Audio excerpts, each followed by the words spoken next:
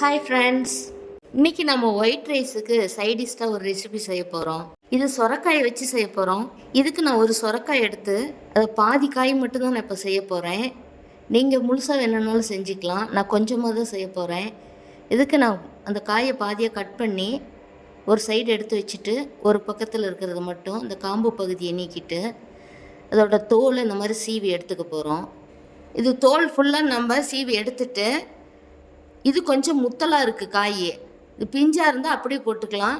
இது முத்தலாக இருக்கிறதுனால இதோட விதைகள்லாம் நான் எடுத்துடுறேன். இப்போது இது எவ்வளோ பொடியாக கட் பண்ண முடியுமோ அவ்வளோ பொடிசாக குட்டி குட்டியாக கட் பண்ணி எடுத்துக்கலாம்.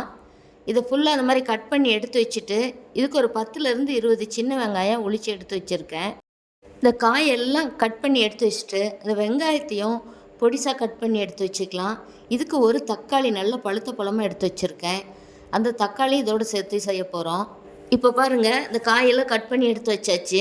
இப்போ ஸ்டவ் ஆன் பண்ணி குட்டியாக ஒரு தவளை வச்சுருக்கேன். இந்த தவளையில் 2 ஸ்பூன் எண்ணெய் விட்டு இந்த எண்ணெய் காஞ்சதும் கொஞ்சமாக கடுகு உளுந்து போட்டு இந்த கடுகு உளுந்து பொரிஞ்சதும் நான் குட்டியாக 3 வரமிளகாய் போடுறேன். இந்த வரமிளகாய் போடும் பொழுது இதோட கொஞ்சமாக ஜீரகமும் போட்டுக்கலாம். இந்த ஜீரகம்லாம் நல்லா பொரிஞ்சு வந்துட்டி எடுத்து வச்சுருக்கிற இந்த கட் பண்ணி வச்சுருக்கிற வெங்காயத்தை இதோடு சேர்த்துக்கிட்டு இது கொஞ்சமாக கருவேப்பிலை இலைகள் போட்டுக்கலாம். போட்டுட்டு இது பாதி அளவுக்கு வெங்காயம் வதங்கினா போதும். இது வெங்காயம் வதங்குறதுக்கு இதுக்கு கொஞ்சமாக கல்லுப்பு மஞ்சள் தூள் சேர்த்துக்கலாம். சேர்த்து இது நல்லா வதக்கி விட்டுட்டு கட் பண்ணி வச்சுருக்கிற ஒரு தக்காளி இதோடு சேர்த்துக்கலாம்.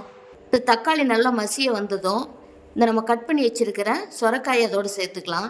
இந்த சொரக்காய் வெங்காயம் தக்காளி எல்லாம் நல்லா பரவுற அளவுக்கு ஒரு 2 டைம் கலந்து விட்டுக்கலாம். கலந்து விட்டுட்டு ஸ்டவ் மீடியம் ஃப்ளேமில் வச்சுக்கலாம். வச்சுட்டு இதை ஒரு மூடி போட்டு ஒரு 3லேருந்து 4 நிமிஷம் வரைக்கும் வேக விட்டுக்கலாம். சொரக்காயிலேயே அதிகம் தண்ணி விடுன்றதுனால நம்ம இதுக்கு தண்ணி ஊற்றாமையே செய்யலாம். ஏன்னா அப்பப்போ நம்ம திறந்து பார்த்து கலந்து விட்டுக்கணும்.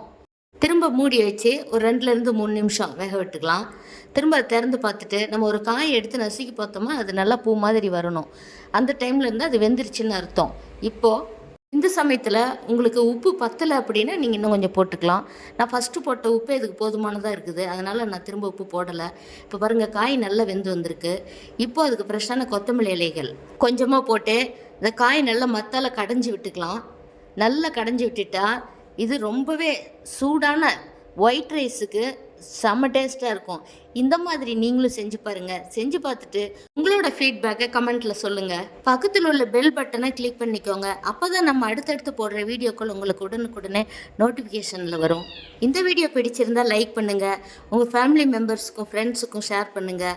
சப்ஸ்கிரைப் பண்ணுங்கள். இந்த வீடியோ பார்த்ததுக்கு நன்றி.